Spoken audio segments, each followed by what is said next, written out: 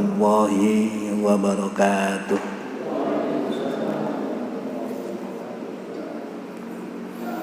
Alhamdulillah hamdan katsiran thayyiban mubarakan fi.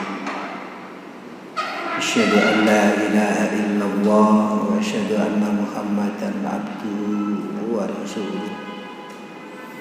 Allahumma salli wa sallim wa barik ala nabiyyina wa sayyidina al-karim Muhammadin wa ala alihi wa sahbihi ajma'in. Amma ba'd. Bapak Ibu jamaah sekalian rahimakumullah, alhamdulillah, marilah senantiasa mensyukuri berbagai karunia Allah. Meskipun syukur itu perlu perjuangan, karena manusia ini oleh Allah diingatkan banyak bersifat ingkar. Bahkan tidak hanya ingkar, manusia ini gampang melakukan kezaliman. Innal insana ladzalumun kafar. Bahkan manusia ini meskipun oleh Allah dikaruniai kecerdasan, nalar, tapi terkadang menjadi bodoh hatinya itu. Karena itu bisa berbuat zalim, sehingga Allah menegaskan innal insana ladzalumal jahula. Sesungguhnya manusia itu ladzaluman, sangat bersifat zalim, jahula, bodoh manusia itu. Syukur itu termasuk salah satu amalan yang banyak manusia ini mengalami kebodohan. Artinya tidak mampu melahirkan rasa syukur. Tidak mampu bersyukur sebagaimana syukur yang dikehendaki di dalam syariat agama.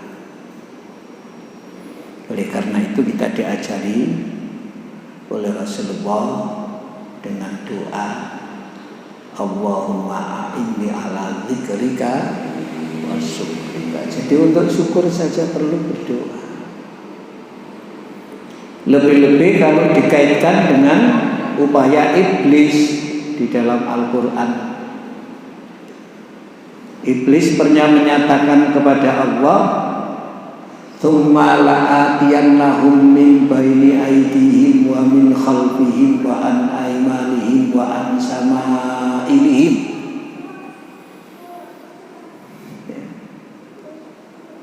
Tsumma latajidu aktsarahum syakirin.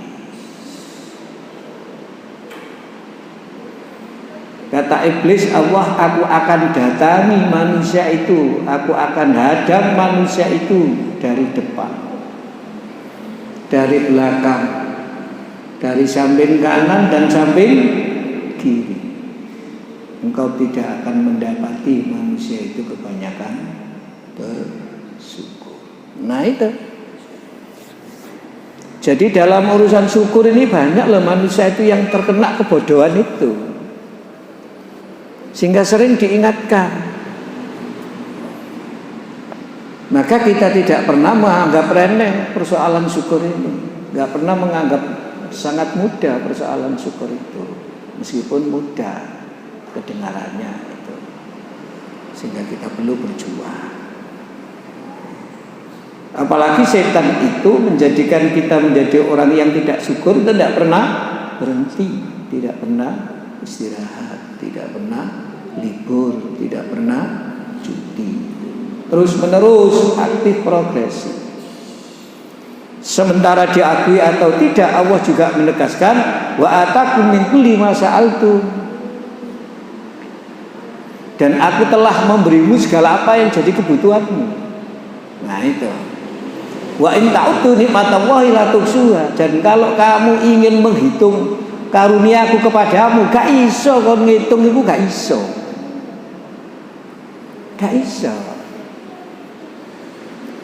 Itulah makanya kita diperintah untuk senantiasa bersyukur.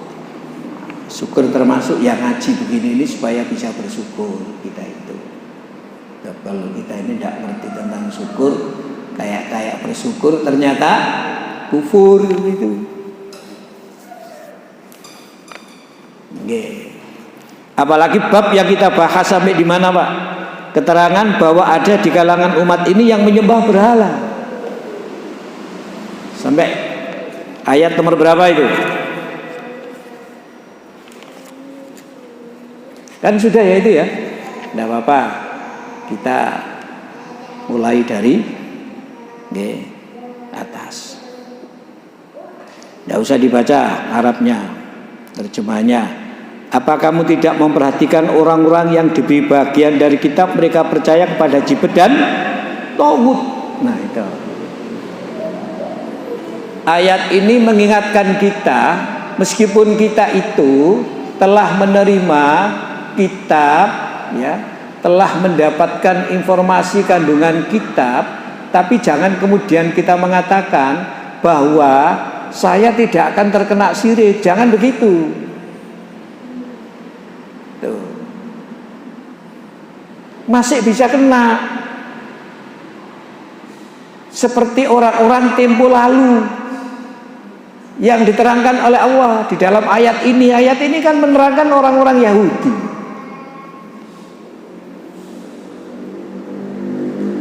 Menerangkan Bani Israel, juga orang-orang Nasrani kan di sini ini.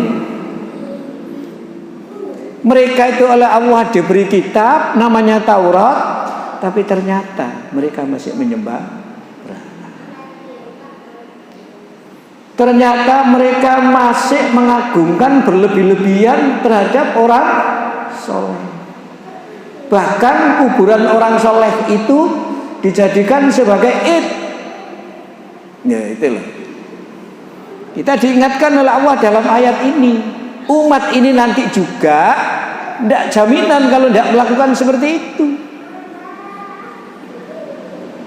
Tuh. Jangan kalau buka buku yang ini ya di bab 19 itu,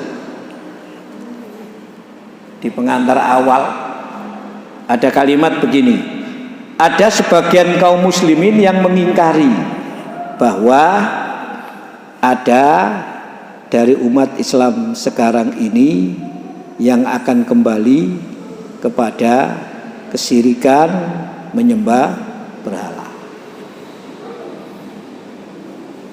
Ada orang yang berpendapat bahwa umat Islam ini pasti masuk surga, tidak terkena syirik. Pak. Pokoknya Islam itu mlebu swarga. Ya itu loh Pak. Dan tidak akan terkena syirik dan tidak bisa terkena syirik. Tuh.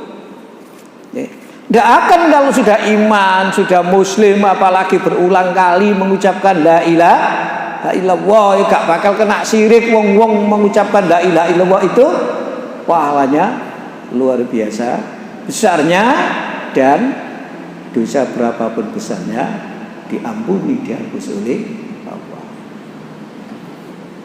Tapi apa betul seperti itu loh? Mungkin teksnya iya, seperti yang sudah kita bahas. Barang siapa yang mengucapkan la ilaha illallah yabtaghi wajha Allah harama alaihin nar, diharamkan oleh Allah neraka. Siapa yang mengucapkan la ilaha illallah semata-mata mencari keridhaan Allah, diharamkan masuk neraka.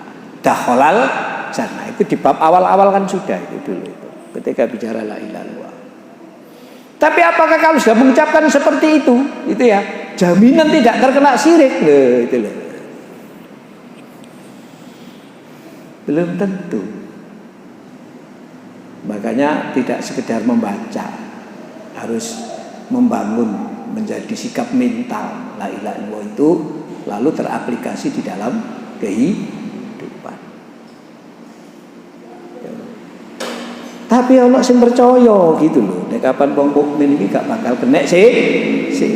Kalau tahu syirik itu akan dikembalikan oleh Allah kepada tauhid, iman kok. Itu loh sampean di buku ini loh, di buku yang besar ini loh, di buku yang besar ini loh ada buku yang besar. Bab 19 halaman 154 itu.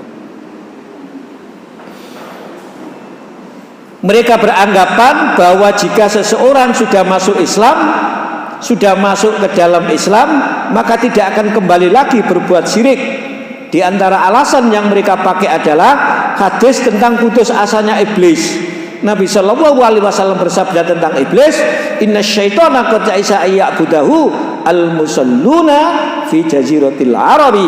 Sungguh setan telah terputus asa bahwa dirinya akan disembah lagi di jazirah Arab. Tuh. Ini yang terkenal itu, sesungguhnya bukan sabda Nabi itu. Yang terkenal itu pidato Nabi, khutbah Nabi saat haji wada.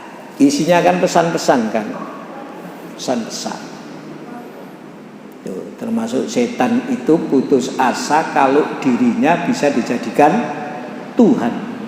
Betul loh Pak, setan itu di Jazirah Arab saat itu. Termasuk hadis ini. Sungguh setan telah putus asa bahwa dirinya akan disembah lagi di Jazirah Arab. Itu bukan kemudian menunjukkan bahwa orang Arab tidak syirik. Di Jazirah Arab tidak terjadi kesyirikan. Itu saat itu di mana dakwah Rasulullah ketika saat Rasulullah menyampaikan kalimat tauhid itu betul-betul mantap. Setan nggak punya tempat untuk mengganggu dan mengajak mereka menjadi musyrik, karena begitu keras Rasulullah terhadap syirik itu. Begitu bersungguh-sungguh Rasulullah untuk menancapkan kalimat tauhid di dalam diri mereka, para sahabat. Sehingga kayak setan itu putus asa, wis gak iso nggodha wong iku, gak iso. Kayak begitu. Sampai ketika khutbah wada, Nabi juga menegaskan setan putus asa dijadikan sebagai Tuhan, karena nggak ada yang menuhankan setan, kecewa gitu loh Pak, kayak begitu. Sehingga putus asa, wis gak iso ganggu Muhammad saumate, gak iso saat itu.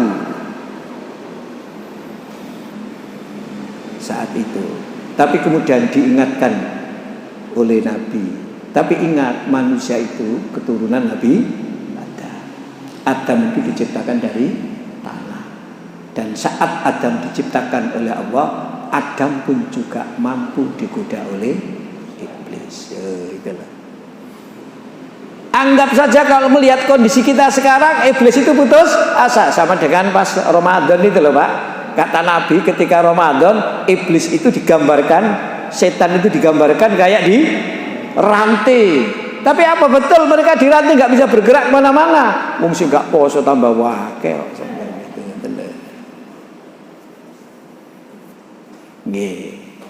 Sebab ada orang kalau sudah Islam ya sudah selesai sampai di situ.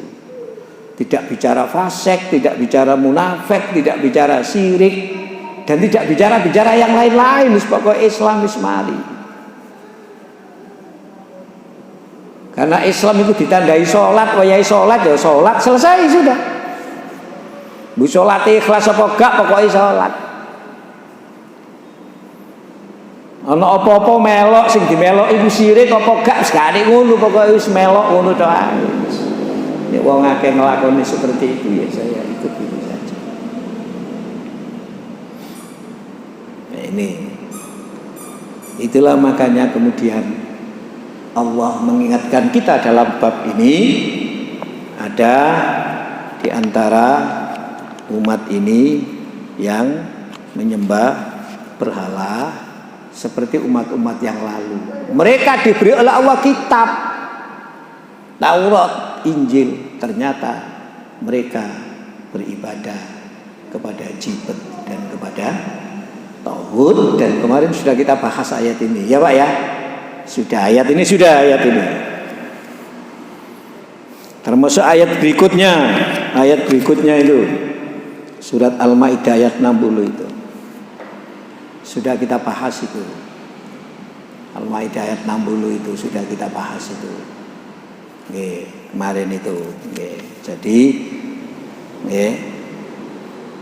orang-orang yang oleh Allah diberi kitab,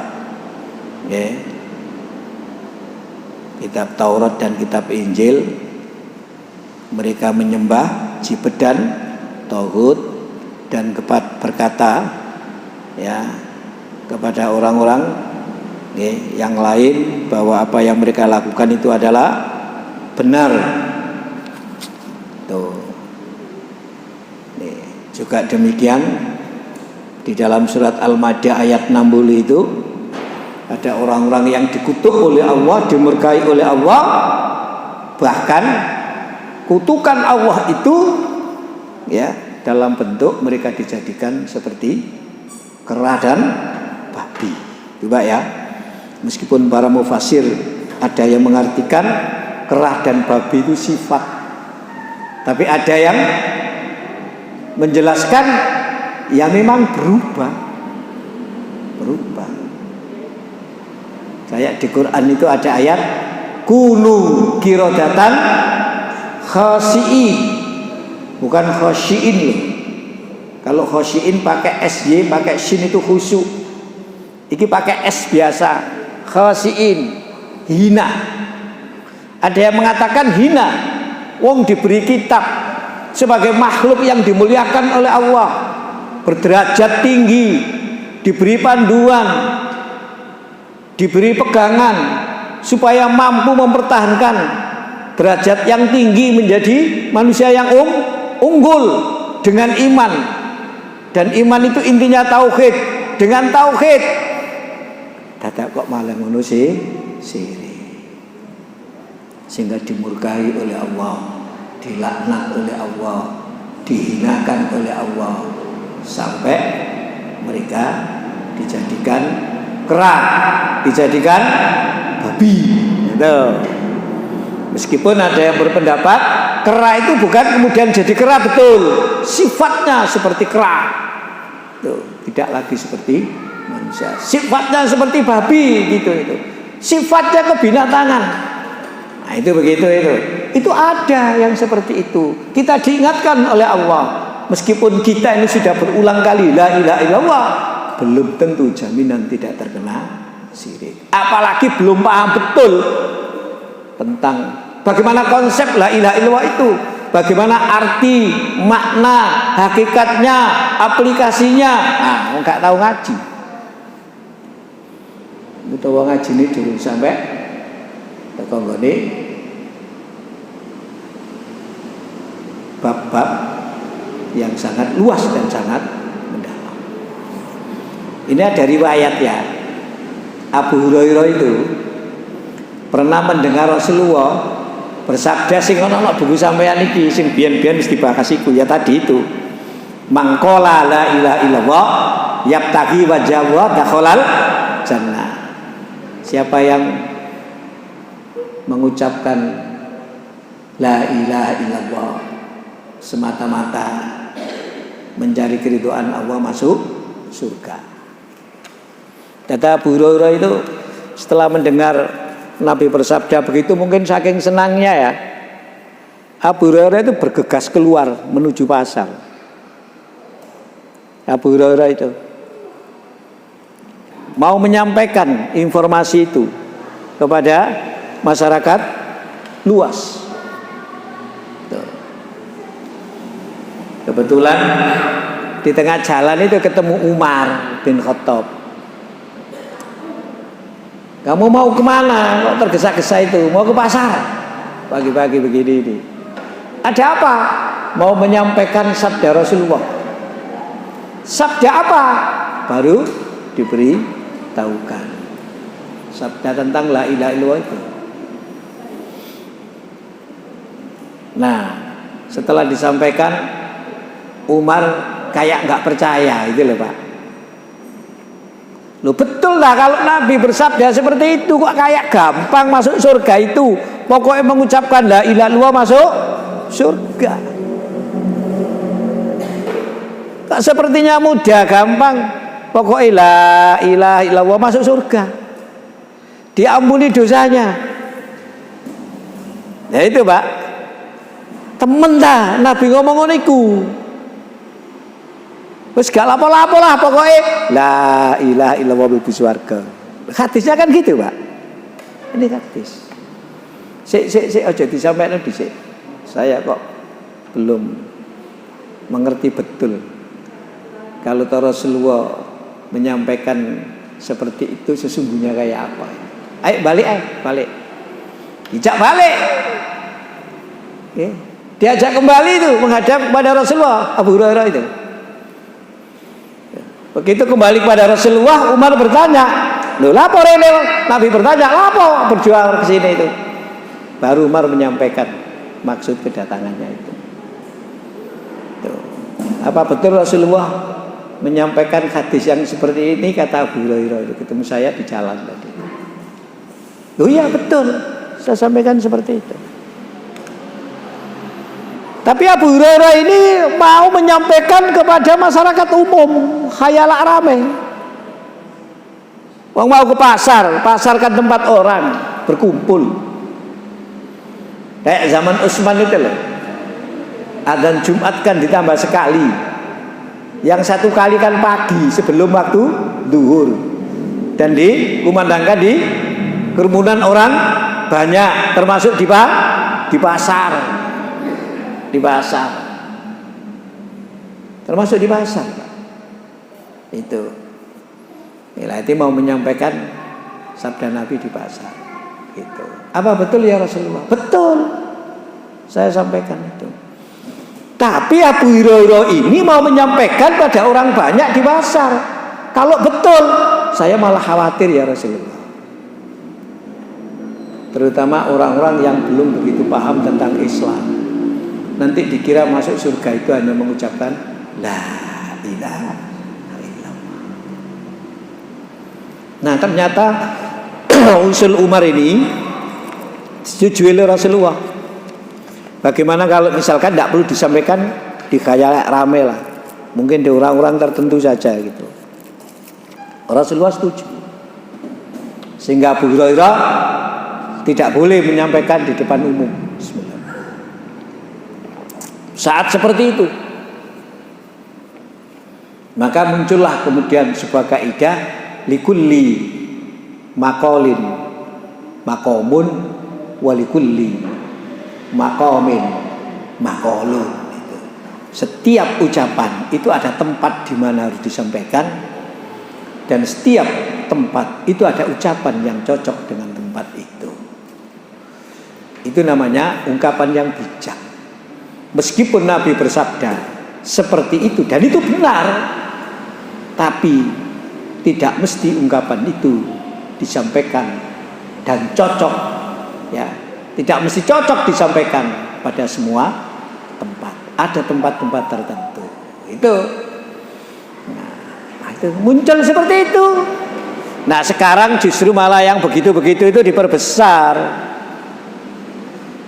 Orang syirik tidak terasa, tapi ia mengucapkan la ilaha illallah. Itu loh Pak. Itu. Maka persoalannya dalam kaitan dengan ini, apakah kalau orang sudah seperti itu, sudah la ilaha illallah, jaminan tidak terkena syirik? Orang dulu itu sudah seperti itu masih terkena syirik. Nah, jadi bab ini itu mengingatkan kita, bahwa orang-orang sekarang pun bisa terkena syirik seperti orang-orang pada zaman dulu, seperti orang Yahudi dan orang Nasrani yang mereka sudah diberi oleh Allah kitab, tapi ternyata mereka masih beribadah kepada jibet dan beribadah kepada Tohut. Berikutnya surat Al-Kahfi ayat 21. A'udzu billahi minasyaitonir rajim. Qala alladziina ghalabu 'ala amrihim lanattakhidanna 'alaihim masjida. Qala alladziina ghalabu, berkatalah orang-orang yang berkuasa ala amrihim atas urusan mereka. Lanat takhida alaihim masjidan, sungguh kami nggih, sungguh kami akan mendirikan nggih di atas mereka masjidan, masjid. Nah, ini kan terkait dengan cerita Ashabul Kahfi. Cerita Ashabul Kahfi itu kalau sekarang kan masuk kategori cerita supranatural, Pak. Cerita kalau diterima dengan akal itu kan susah. Kata-kata dia, Pak, ya. Tuh. Mereka di dalam gua itu lamanya berapa itu bersama anjingnya itu. Lalu bagaimana pintu gua tertutup sampai dia tidak bisa keluar itu. Lalu bagaimana kemudian keluarnya nggih? Mereka dengan terbukanya pintu. Bagaimana proses pintu itu terbuka? Itulah diterangkan di surat Al-Kahfi tadi. Nggih. Nah, pada perkembangan berikutnya setelah Ashabul Kahfi ini sudah tidak ada lagi, tinggal cerita. Ternyata orang juga punya keyakinan goa itu bisa memberikan barokah, sehingga mereka tabarruk di situ. Oke. Salah satunya orang-orang yang punya kemampuan dan berkuasa untuk mengurusi persoalan umat, justru mereka yang punya ide, punya keinginan mendirikan tempat ibadah di atas gua, di tempat Ashabul Kahfi. Dua ono sing ngono sampean. Saiki ada, Pak, kira-kira, Pak, yang seperti itu ya? Ada ya, Pak, ya? Ada seperti itu, Mas Ian. Jadi apa yang dilakukan orang dulu itu kemudian ya terhadap kita ini nggak ada jaminan kalau kita nggak melakukan seperti itu. Maka diingatkan dalam bab ini ada orang-orang yang menyembah berhala itu, meskipun sudah diberikan kepada mereka, didatangkan kepada mereka kitab wahyu. Disinilah maka kita harus hati-hati itu ya di sini. Gitu. Kita bisa meniru mereka. Kita bisa kayak mereka. Makanya kadang-kadang Nabi itu ingin menampilkan Muslim ini punya ciri khas, kan gitu, Pak, ya? Ciri khas, ya, ciri khas di dalam penampilan, yang kemudian sekarang sering menjadi perdebatan. Ciri khas, ya, di dalam penampilan di kehidupan ini sering di dalam kitab fikih itu disebut dengan sunnah fitriyah, karena itu terkait dengan kebersihan. Sunnah fitriyah. Misalnya memotong kuku, nah misalnya seperti itu. Misalnya khitan, itu ciri khas. Misalnya Nabi memerintahkan agar umatnya memperpanjang jenggot karena orang Yahudi itu yang dipanjangkan adalah kumis. Itu ciri khas saja. Bukan kemudian karena itu ya orang dianggap seperti Nabi, bukan begitu. Orang seperti itu bisa saja juga masih terkena kemusyrikan itu, bisa. Tuh. Dan macam-macam itu. Khaliful musyrikina, ya itu begitu. Kamu itu jangan seperti mereka supaya ada ciri khas, gitu, Pak, ya. Ciri khas. Dalam kehidupan sebuah masyarakat itu kan terkadang ada ciri khas, Pak. Ciri khas itu kadang bersifat kedaerahan, gitu. Ini tuku sate, nok daerah mana, Pak? Nok daerah Pasuruan. Yo gak ono bumbu kacang, bumbune yo kecap, kan gitu. Misalnya itu, Pak, ya. Kan gitu, hampir semuanya kan seperti itu. Cara pakaian ada Jawa itu yang ini, gitu. Meskipun juga mengalami perkembangan. Dulu yang pakai kopiah putih kalau sudah naik haji dulu. Kalau belum ya kopiah ireng gitu. Saiki gak atik kopiah putih rambutnya tok sing wis putih. Itu ciri khas orang yang sudah naik haji itu Pak namanya. Itu. Ciri khas. Sekarang sudah enggak, tapi ada ciri gitu loh. Ciri. Sekarang kalau soal jenggot dan brengos wis halus, sudah enggak bisa dianggap sebagai ciri khas lagi sekarang ini. Gitu. Karena siapa namanya? Pangeran William itu ya jenggotan ya brengosen. Pemain sepak bola itu ya masih kan non muslim ya banyak yang pakai jenggot pakai brengos. Sudah enggak sunnah fitriyah yang seperti dulu.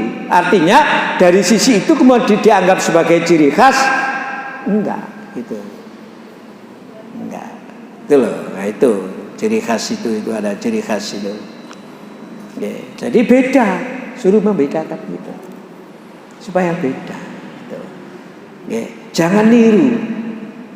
Kalau orang-orang dulu itu begitu, aja kayak ngono, aja kuburan dibangun masjid, jangan. Jangan kemudian kuburan dikasih lampu penerang. Jangan kuburan dijadikan apa? Id kemarin kan sudah Pak ya, makna id kan sudah kemarin itu. Jangan seperti itu. Maka kemudian hadis berikutnya dari Abu Sa'id bahwa Rasulullah SAW bersabda, latat tabi'unna sunana mangkana qablakum, itu sungguh kamu akan mengikuti dan meniru tradisi umat sebelum kamu, khadwal kuddati bil kuddati, bagaikan bulu anak panah yang serupa dengan bulu anak panah yang lain. Kalau nak bedane serupa. Ya. Kalau orang dulu pernah kesirikan, ya kamu nanti akan seperti itu. Apalagi sekarang banyak gaya itu meniru ya ini. Ternyata yang ditiru orang Yahudi. Dan memang pelan-pelan supaya ada asimilasi kultur. Ya. Kalau nggak bisa semuanya ya salah satu yang penting. Kayak hari. Hari itu ya Ahad, bukan Minggu sekarang ini. Gitu. Wong Ahad itu kemudian ada Isnin. Nah itu ya Pak ya. Isnin itu ada Ats-Tsalatsa, ada Ar-Rabu'u, Rabu, ada Al-Khamsu, ada Al-Jum'ah, ada As-Sabtu. Dan As-Sabtu sudah ada, Al-Jum'ah juga sudah ada di dalam Quran. Al-Khamsu ada di dalam hadis. Lalu jadi Minggu. Nah, itu. Bagaimana ceritanya jadi Minggu itu? Wah, nak ceritanya. Kapan itu? Dulu ya hari Ahad. Lalu jadi hari Minggu. Di mana-mana ditulis Minggu. Ono kalender sing tulis Ahad gitu, Pak. Lah wong Indonesia 350 tahun dijajah Belanda. Saking Belanda nggak bisa merubah total gitu saja. Kan banyak sesungguhnya yang mau dilakukan perubahan, termasuk pola pikir kita itu, termasuk dikotomi antara agama dengan kehidupan ini, sehingga muncullah dalam pendidikan itu ada pendidikan agama, ada pendidikan umum. Kayak matematika itu bukan pendidikan agama. Padahal bicara angka itu nggak bisa dilepaskan dari penemuan orang-orang Islam, dan tidak bisa dilepaskan dari isyarat yang ada di dalam Al-Quran. Bicara fisika itu bicara hukum alam, bicara hukum alam itu bicara sunnatullah. Tapi ketika bicara fisika itu lepas daripada agama, karena itu disebut dengan ilmu umum. Jadi ada dikotomi antara agama dengan umum. Sekolah agama namanya madrasah, sekolah umum namanya SD. Padahal podo madrasah ibtidaiyah ya SD itu sekolah dasar itu terjemahannya. Ono guru agama, ono guru umum. sampai dengan pengadilan agama itu ada, tapi sesungguhnya pengadilan agama itu didirikan oleh Belanda bukan untuk memberikan kesempatan kepada umat Islam agar umat Islam bisa menggunakan hukum Islam di dalam menyelesaikan persoalan mereka, tetapi sesungguhnya peradilan agama itu dimaksudkan agar berjalannya hukum agama di tengah-tengah masyarakat itu bisa dikontrol oleh kekuasaan.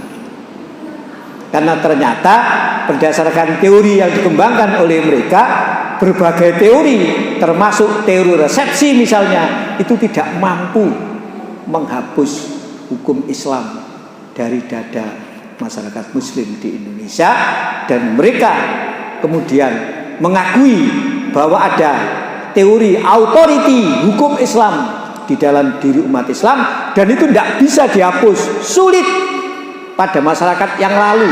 Apalagi masyarakat yang lalu itu masyarakat konservatif, nggak mudah pikirannya dijadikan liberal, itu nggak mudah saat itu. Masyarakat yang terdoktrin dengan ajarannya yang begitu sederhana. Tuh. Jadi penerimaan agama itu banyak berdasarkan keyakinan akan satu kebenaran, dan itu sulit itu untuk dirubah, sehingga perlu dikontrol. Makanya persoalan waris tidak lagi diselesaikan di pengadilan agama. Tuh. Sesungguhnya itu keuntungannya setelah Belanda hengkang dari kekuasaan di Indonesia, ternyata Jepang pun belum sempat utik-utik persoalan negara, belum sempat, hanya merubah apa yang ada dengan istilah Jepang cuma 3 tahun. Begitu Indonesia merdeka, nah berdasarkan aturan peralihan, semua kelembagaan yang ada menjadi bagian dari keberadaan negara di Indonesia setelah merdeka, sehingga pengadilan agama masih tetap eksis sampai detik ini. Bahkan kalau detik ini nggak perlu dilakukan lagi, karena ada persoalan-persoalan yang terkait dengan syariat Islam, kayak ekonomi syariah. Itu kalau ada persoalan penyelesaiannya di pengadilan agama. Tapi dulunya begitu, bukan pemisahan antara ilmu agama dan ilmu umum. Lembaga itu supaya bisa dikontrol oleh pemerintah, karena mereka berpikir, lalu muncul teori di kalangan mereka authority hukum Islam. Dan itu dihadapi dengan teori resepsi, itu nggak bisa. Sampai kata Profesor Az-Zairin, teori resepsi hukum Islam itu teori iblis itu. Teori iblis itu. Nah itu. Nah, ya itulah. Itu. Nah, tapi perlu diketahui, meskipun begitu, ada sisi-sisi lain di mana umat Islam itu tidak bisa lagi memiliki ciri secara khusus, sehingga dengan mereka itu bisa meniru, termasuk ini kata Nabi, kamu akan mengikuti tradisi umat-umat sebelum kamu bagaikan bulu anak panah yang serupa dengan bulu anak panah yang serupa. Sampai kalaupun itu hatta laudahulu, sampai ya kalaupun mereka masuk hujra dzabbala dakhaltumuhu, mereka masuk ke dalam lubang biawak, niscaya kamu akan masuk ke dalamnya. Itu kalau para sahabat bertanya, ya Rasulullah, wahai Rasulullah, al Yahuda wan Nasara, ya itu adalah orang Yahudi dan Nasrani. Qala, Nabi bersabda, menjawab, faman, siapa lagi kalau bukan itu. Makanya sampean kalau membaca di Al-Quran itu, sekarang kan ada namanya Islamofobia, ya Pak, ya itu ya. Kalau kita mau melihat Islamofobia itu sampai ke akar sampai awal sejarah, ya sejak Quran turun itu sudah ada namanya Islamofobia itu. Kebencian pada Islam itu sudah ada. Di dalam Quran kan banyak itu ayat-ayat tentang itu. Misalnya, ya mereka orang-orang Yahudi itu di Taurat dan di Injil oleh Allah sudah diberi informasi bahwa akan datang seorang Rasul sesudah kerasulan yang diutus kepada mereka, namanya disebut. Namanya Ahmad. Ahmad itu ya Muhammad. Tapi ketika Ahmad Muhammad ini diutus oleh Allah dan mereka tahu, lalu menyampaikan kebenaran, apa kemudian sikapnya? Ini awak dewi saiki ngene, lho, lah kok wong iki sing diangkat. Ndak bisa terima. Lho kok iki kok duduk sing tekan kene? Kok iki? Wong gak sugih, kata lho Pak sampeyan ngoten. Lho kok iki lagi? Gak mau. Padahal isinya itu sama. Sampai kemudian mereka melakukan apa? Yukharrifuna al-kalima amma wadihi. Mereka merubah kalam-kalam itu yang sebenarnya itu dirubah dari pengertian yang sesungguhnya dan disampaikan kepada umatnya. Tuh. Makanya kata Sufyan Ats-Tsauri itu ya, kalau ada ulama itu ulama rusak itu koyok Yahudi, gitu, rusak. Ini ono wong ibadah kok rusak, itu koyok Nasrani. Sampai ada ungkapan seperti itu.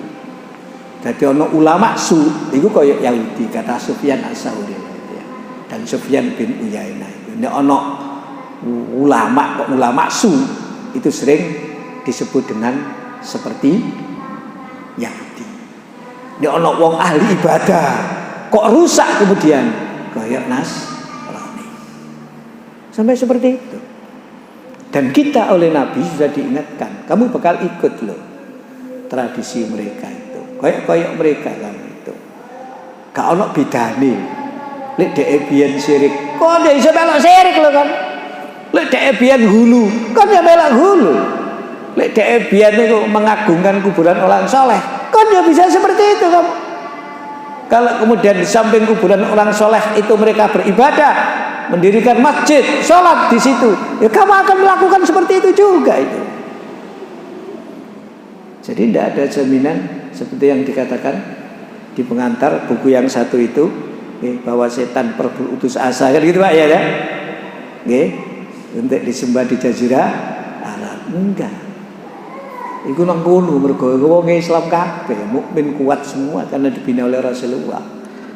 Tapi kita diingatkan, apalagi kita yang jauh dari Nabi, seperti yang saya katakan Nabi, generasi yang baik itu generasi yang dekat Nabi. Agak jauh, sudah ya tidak begitu Pak, bagus. Nah, kita ini kan jauh dari Nabi, tidak pernah kita itu melihat Nabi kayak apa sesungguhnya. Nabi mengaplikasikan nilai Quran dan hadis itu kayak apa, nggak pernah melihat. Makanya awak dewi beragama lah sering pertentangan antar wong Islam lah kadang-kadang pertentangan kan gitu ya Pak ya, kita itu ya kadang-kadang begitu kan gitu. Kenapa? Nggak tahu Nabi kita itu. Sehingga kita belajar begini ini perlu membangun keluasan pemahaman. Sebab Quran sudah selesai, wahyu sudah terhenti, nggak akan ada lagi wahyu, hadis juga sudah selesai, nggak akan ada lagi hadis sebagai sabda Nabi, nggak ada. Ada yaitu yang dikembangkan itu adalah pemahaman melalui ngaji begini ini. Makin luas nanti, insya Allah gitu. Akan makin bisa kita semua ini lebih meningkatkan iman. Gitu.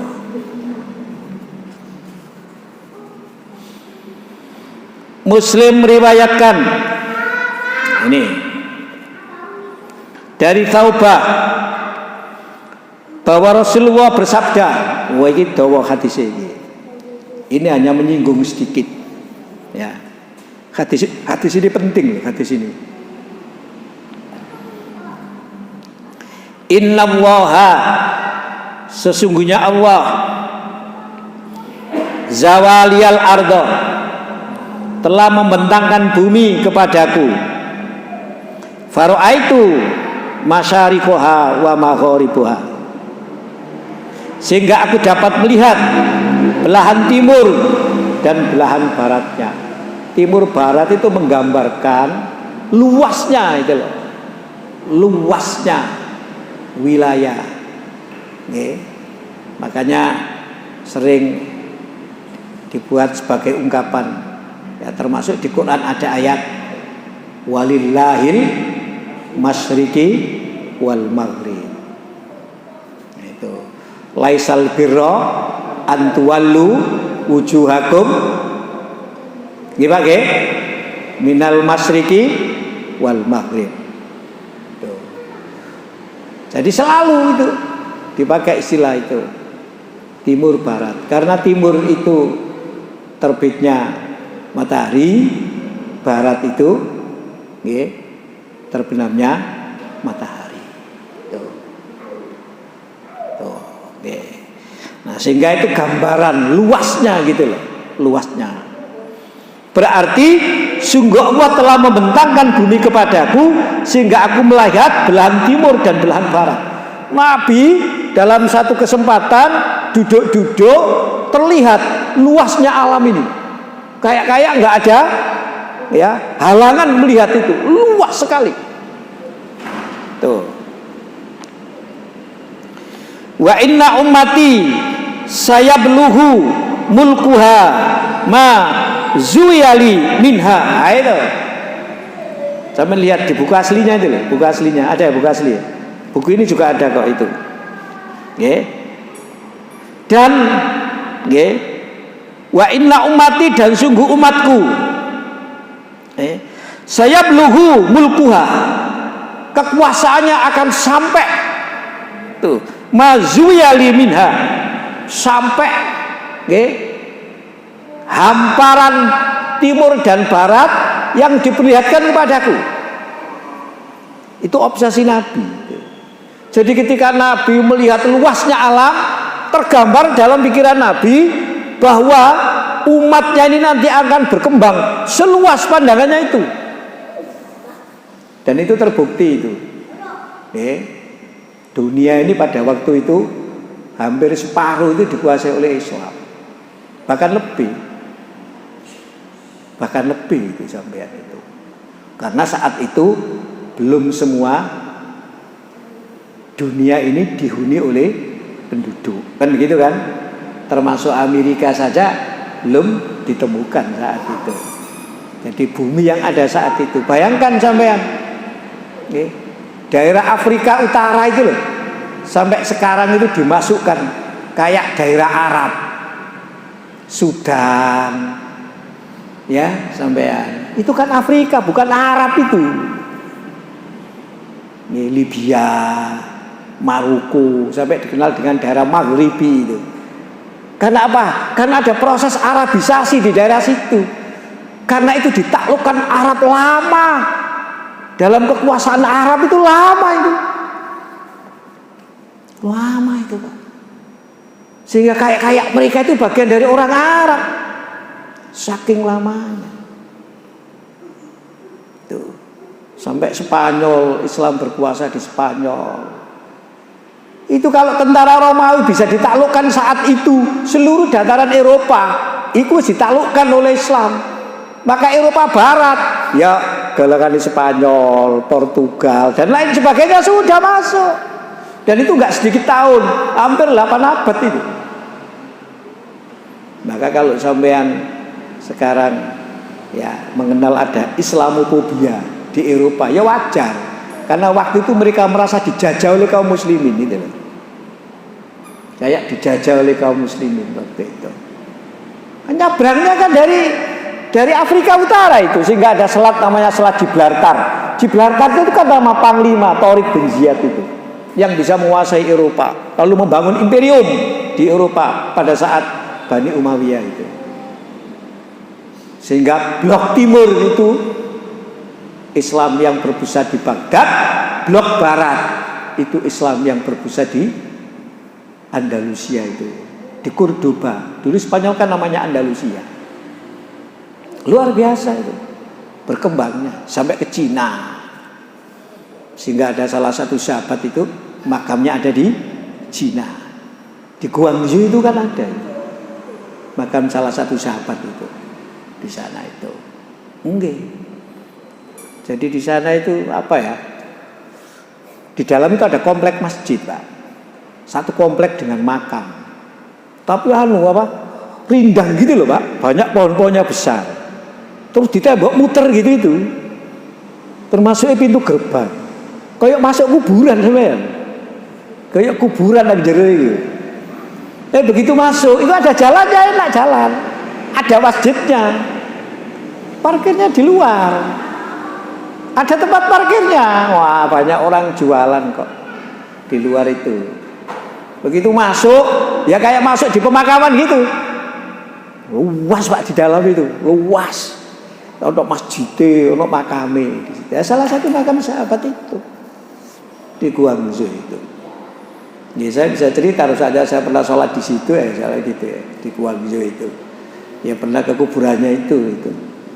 Sampai ada 49 kuburan jamaah yang sholat di situ. Itu ceritanya 40 jamaah itu dibunuh, tapi kemudian yang membunuh itu menyadari kalau dia salah dan dia bersadat, lalu dia membunuh dirinya. Ini jadi 50. 17 itu.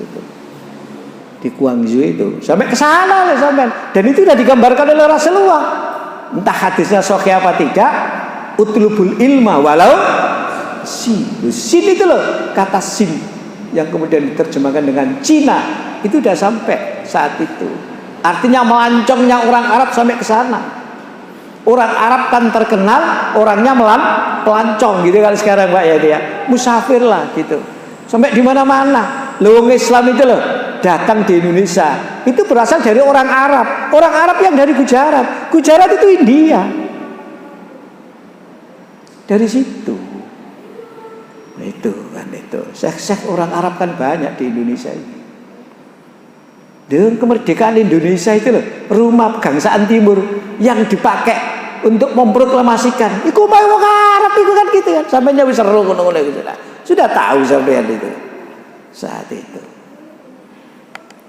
Ya, saya kiai kan koyo ngono-ngono gak sampai diangkat blas ngono-ngono iku wis. Akeh sing gak ngerti. Nah itu kan begitu. Iku mau wong Islam wong Arab itu wae. Ya, jadi Nabi membayangkan betapa luasnya kekuasaannya. Wa inni sa'altu rabbi li ummati Allah yulka bisanatin amatin. Nah itu. Panjenengan lihat. Wa inni dan aku nggih sa'altu meminta rabbi kepada Tuhanku li ummati untuk umatku Allah yulika agar umatku tidak dirusak, dihancurkan bisanatin amatin dengan kelaparan yang berkepanjangan. Sampai itu dungane Nabi ku ndonga mudah-mudahan umat ini tidak kena musibah kelaparan yang berkepanjangan yang menyebabkan umat ini hancur. Itu dungane Nabi. Sebab Nabi membayangkan betapa nanti luasnya kekuasaan Islam itu. Saya ini sampai ke Indonesia, sampai nang Jember barang ini, sampai itu ya. Luas itu sampai itu. Ndonga jangan sampai umat ini menjadi hancur dikarenakan musibah kelaparan. Wa alla yusallitu alaihim atuwan min siwa anfusihim. Itu permohonan yang kedua itu. Wa alla yusallita alaihim, dan juga janganlah dikuasakan atas mereka aduan musuh min siwa anfusihim, dari selain mereka. Jangan sampai umat ini dikuasai oleh musuh-musuhnya.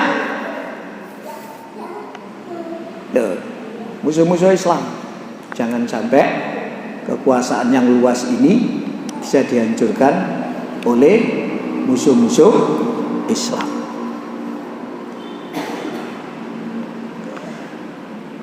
Fayastabiha baidatahum.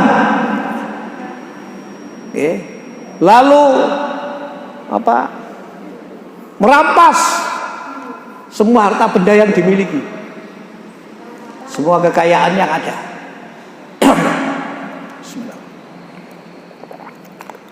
Karena dikuasai, karena dijajah. Dan pada akhirnya kan begitu. Indonesia dijajah Belanda, kan gitu. Pada akhirnya. Lebih-lebih setelah Turki itu kalah dalam Perang Dunia Kedua.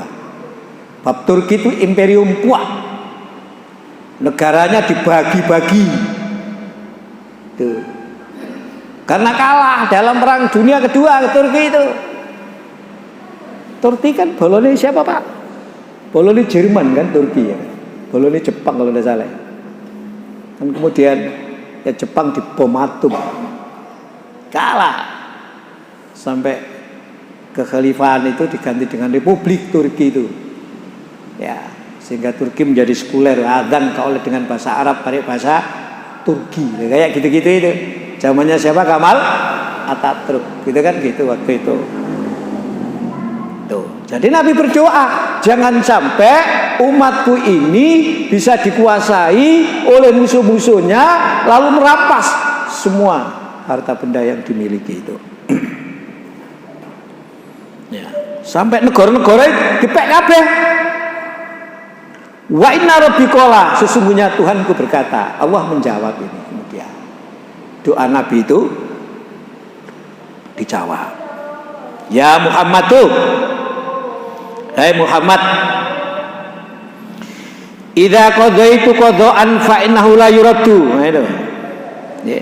Bila aku telah menetapkan sesuatu, maka ketetapan itu tidak akan diubah lagi. Tidak akan diubah lagi. Muhammad, ingat kalau aku sudah menetapkan sesuatu, tidak akan dirubah. Ketetapannya kayak apa? Kemudian itu ketetapannya kayak apa? Wa inni a'taitu kali ummatika Allah uhlikakum bisanatin amatin. Itu aku telah memberikan bahwa aku tidak akan membinasakan mereka umatmu dengan paceklik yang berkepanjangan. Tidak. Berarti dijawab oleh Allah. Muhammad, lek kon njaluk umatmu gak hancur karena kelaparan, tak jamin gak bakal umatmu hancur karena kelaparan yang berkepanjangan. Tuh, itu jaminan Allah itu. Tuh, yang kedua, wa Allah usallita alaihimu aduwam min siwa anfusihim fayastabiha baitatuhum. Ya, dan tidak akan mereka dikuasai oleh musuhnya selain dari diri mereka, lalu merampas negaranya, seluruh harta benda dan negaranya, walawistama'a alaihim min aktoriha, meskipun musuh-musuh itu dari seluruh penjuru dunia bersatu. Itu jaminan. Jadi orang Islam tidak akan dihancurkan oleh musuh-musuhnya, meskipun musuh-musuh itu bersatu seluruh dunia. Kecuali, nah ini berikutnya, hatta yakuna ba'duhum yuhliku ba'dan, sehingga sebagian umat Islam itu akan menghancurkan sebagian umat Islam yang lain. Itu karena apa? Karena kesyirikan itu di antara orang. Keragusan terhadap harta benda, keragusan terhadap kekuasaan. Itu wa yasbi ba'duhum ba'dun, dan mereka menawan sebagian yang lain kepada sebagian yang lain.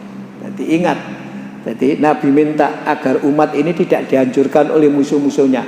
Kata Allah, gak, nanti yang menghancurkan umatmu itu adalah dari dalam diri umatmu sendiri. Apa di sini? Tidak bisa bersatu. Nah, makanya saiki beragama itu pertentangan. Aku kadang-kadang, saya itu kadang-kadang baca WA sampean itu lah isine iku ngejak gelut. Giwake. Iya. Wis apa lah isine, pokok isine ya ngene iku. Nek gak ngelokno yo ngejak awak dhewe gitu ya. Nek gak kekek informasi, mesti informasi ku ya ngejak awak dhewe supaya gak koyok ngono, tapi koyok membenci temenan ngono. Dadi awak dhewe iki beragama koyok pertentangan e pendilo iki. Kan gitu kadang-kadang gitu. Dan pertentangan itu antara sesama kita. Iya. Apalagi di media sosial itu tidak bisa dikontrol. Pokoknya diomongno wong kabeh maca. Ngono sing gak seneng nambahi. Buak buka kan gitu Pak ya dia. Tambah nemen ke kadang-kadang begitu gitu. Sehingga di situ lalu muncul perselisihan di antara kita, sehingga sesama kita itu ya akan saling menghancurkan. Kehancurannya di situ. Dan sampai lihat kan begitu. Islam itu kan begitu. Aceh itu kan tidak bisa ditaklukkan dengan senjata, itu kan tidak bisa. Sehingga muncullah seorang ulama, ulama wah gitu. Namanya siapa Pak? Abdul Ghaffar gitu ya, Abdul Ghaffar. Aslinya namanya siapa Pak? Dan lagi sampai tahu. Belajar bahasa Arab, lungo kaji. Waktu itu sudah naik haji. Nggih, mempelajari agama, mulai gawe surban, jenenge dirubah. Ya, Abdul Ghaffar, Syekh Abdul Ghaffar. Yo pantes Pak wong kuning kan gitu kan. Wong Eropa mana gede dukur kan gitu. Sampean ganteng meyakinkan, gawe surban gawe igal. Oh, kadek bahasa Arab menguasai ya. Nah, dari situ dia adu domba macam segala dicari dia. Raja-raja Indonesia juga begitu. Mana ada raja yang bisa dikalahkan Belanda kalau nggak diadu domba dulu? Kalahnya itu karena diadu domba. Iki digosok-gosoki supaya mbak iku akhirnya iki njaluk bantuan, hancur situ kan gitu. Gak bisa Pak. Ya karena pertolongan Allah itu diberi, sehingga apa yang dikatakan oleh Khalid bin Walid saat perang Yarmuk, di mana 30.000 tentara Muslim menghadapi 150.000 tentara Romawi sampai kucar-kacir, sehingga Khalid bin Walid harus naik di tempat yang agak tinggi sambil ya menyampaikan seruan dengan lantang dan keras, karena beliau yang jadi panglima perang, bahwa pertolongan Allah itu akan diturunkan manakala bersatu. Jangan tercecer, jangan tercerai berai. Ayo kekuatan kita satukan. Bahasanya urip bareng, mati bareng.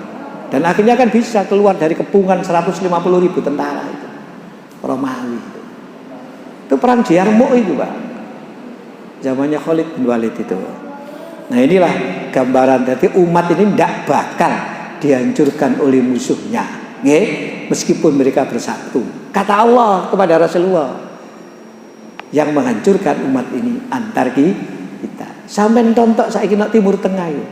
Sampai tontok antar mereka diadu domba. Iki mbak iki, iki mbak iki, iki mbak iki, iki mbak iki. Bahasa Jawa ini malu Pak, antar sesama kita itu pertentangan. Makanya ngaji sih gak tahu pertentangan ini kan kayak Pak Basuki gini. Gak pertentangan itu ya Pak ya, itu ya, seperti begini. Nah inilah beberapa hal yang disampaikan di dalam kitab ini untuk mengingatkan kita ya, meskipun kita ini sudah mukmin, sudah berusaha menjadi orang yang bertauhid, diingatkan bahwa kita pun juga akan bisa terkena sebagaimana yang dilakukan oleh umat-umat sebelum kita, terutama orang-orang Yahudi dan orang-orang Nasrani ya, itu yang meskipun mereka oleh Allah sudah diberikan kitab, tapi mereka masih mengibadahi jibat dan mengibadahi tauhid ya, dan lain-lain itu, dan lain-lain itu. Demikian saya kira cukup, kurang lebihnya mohon maaf. Assalamualaikum warahmatullahi wabarakatuh.